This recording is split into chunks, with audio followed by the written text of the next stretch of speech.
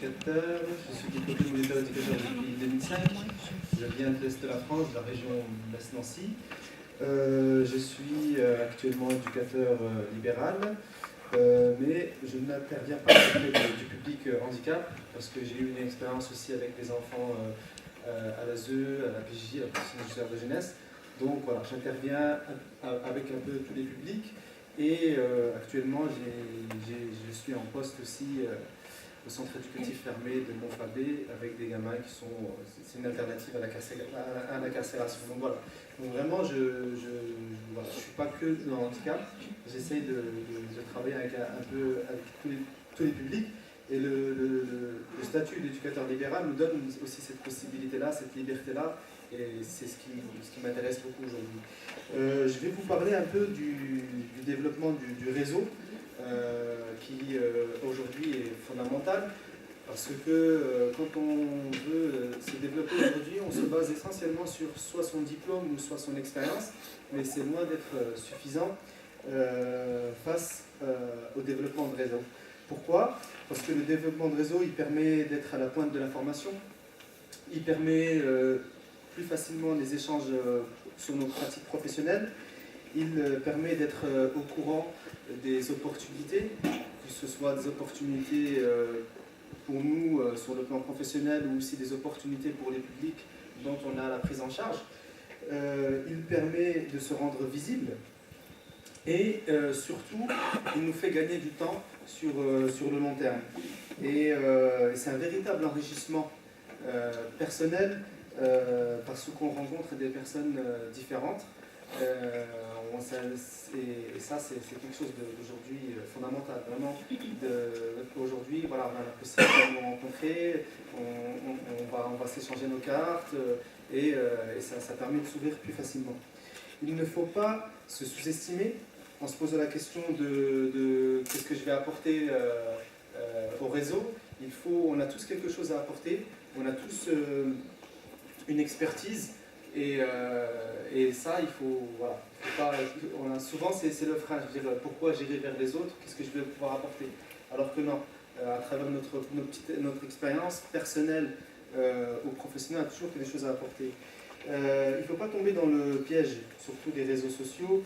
Aujourd'hui, c'est ce qui est à la mode, hein, tout ce qui est Facebook et tout ça, c'est bien, ben voilà, il faut y être, avoir un compte, mais vraiment il faut aller à la rencontre des gens physiquement.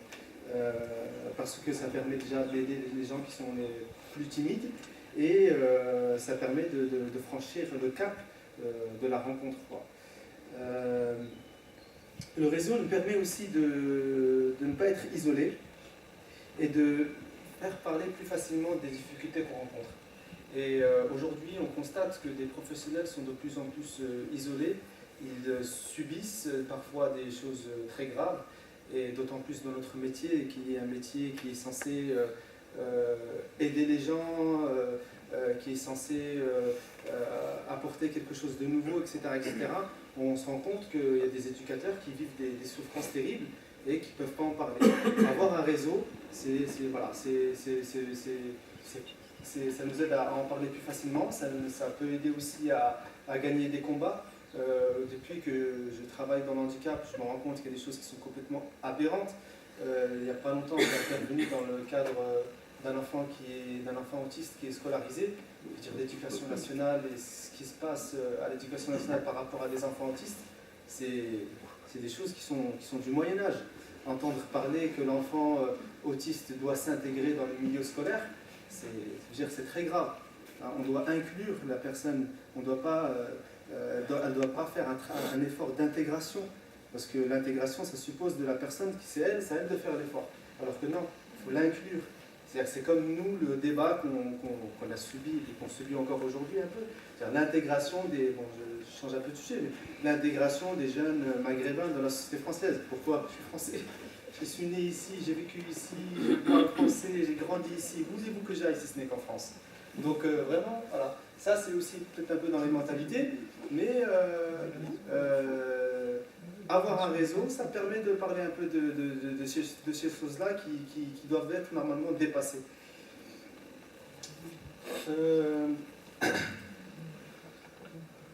Il faut investir aussi le temps. des rencontres, c'est vrai que on se pose, voilà, c'est vrai que ça demande beaucoup de temps de développer un réseau, mais on y gagne beaucoup sur du long terme. C'est-à-dire qu'après, on gagne beaucoup plus facilement du temps parce qu'on a des informations plus rapidement par la suite, on a des opportunités plus facilement, et souvent c'est le frein, parce que ça demande du temps de développer son réseau, et les supports, ça peut être les supports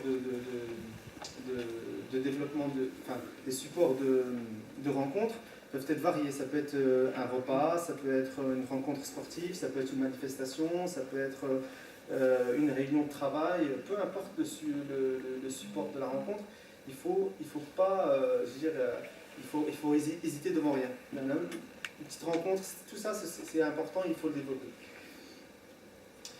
Avant de se demander aussi qu'est-ce que j'ai à gagner, à développer mon réseau, il faut se demander ce que je vais apporter. Et ça, c'est fondamental aussi. Qu'est-ce que je vais pouvoir apporter, qu'est-ce que je vais pouvoir donner avant de recevoir. Et d'autant plus dans notre métier. Notre métier d'éducateur, c'est un engagement personnel. Moi, je suis éducateur depuis 2002 et j'ai vu des choses dans le monde de l'éducation spécialisée qui sont vraiment surprenantes. C'est-à-dire qu'aujourd'hui, on a des gens qui sont là parce qu'il faut un salaire, tout simplement. On a tous besoin de vivre, on a tous besoin d'argent, mais on rencontre qu'il y a des gens qui vont pas donner un peu d'eux-mêmes, qui vont pas être sur le plan un peu du bénévolat, qui vont être dans les calculs. Bon, c'est humain, mais c'est aussi ce qui fait que notre métier prend une claque aujourd'hui. Moi, quand j'ai commencé au début des années 2000, j'ai été formé par une génération qui a été éducateur dans les années 60, dans les années 70, 80, et aujourd'hui, c'est des choses qui n'existent plus. Un exemple, c'est les séjours. On a tous fait des séjours avec des gamins, et à l'époque, enfin, moi, les éducateurs qui m'ont formé, ils partaient en séjour avec les gamins, un quart complet, 2 éducs.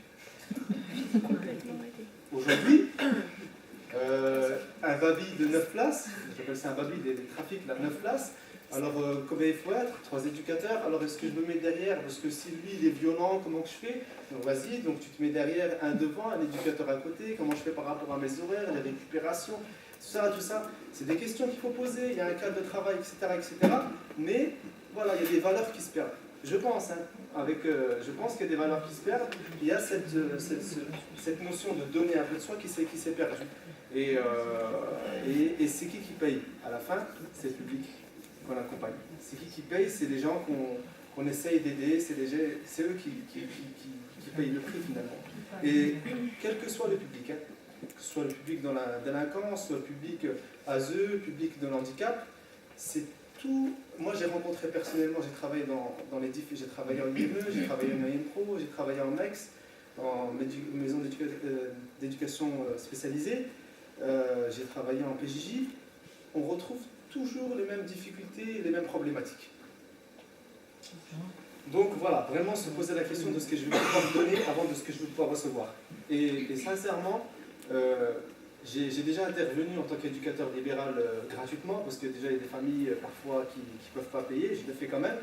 Et à chaque fois que j'ai intervenu bénévolement, gratuitement, derrière, j'ai reçu des choses. Voilà, c'est comme ça, il y a même des opportunités parfois que j'ai refusées, parce que voilà, les gens, après, ils se rendent compte de la valeur, ils se rendent compte du travail, il y a des choses qui reviennent. Donc voilà. Il faut maintenir le lien. Quand on développe un réseau, c'est très très important de maintenir le lien. Moi, personnellement, sur mon expérience, à partir de mon expérience, ce que je conseille, c'est une fois par mois, à travers un email, à travers un texto pour un anniversaire, une mise en relation, une information qu'on peut donner, un article qu'on peut partager, etc. Et maximum une fois tous les 2 mois. Si on ne maintient pas le lien, on perd son réseau. Et si on perd son réseau, tout le travail investi peut être remis en question. Donc voilà, vraiment maintenir le lien, c'est très important. Le réseau, voilà, le maître mot, c'est vraiment les rencontres, au-delà de son entreprise et au-delà de son association, au-delà de ses difficultés.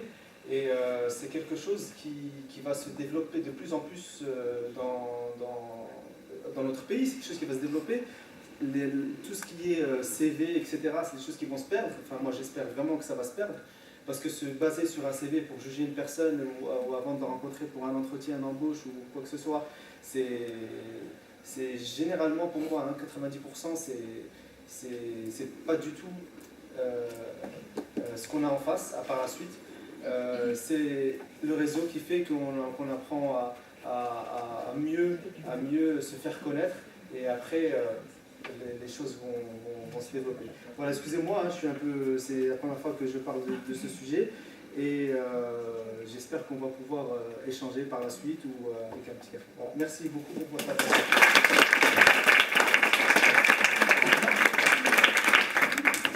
Merci Rachid.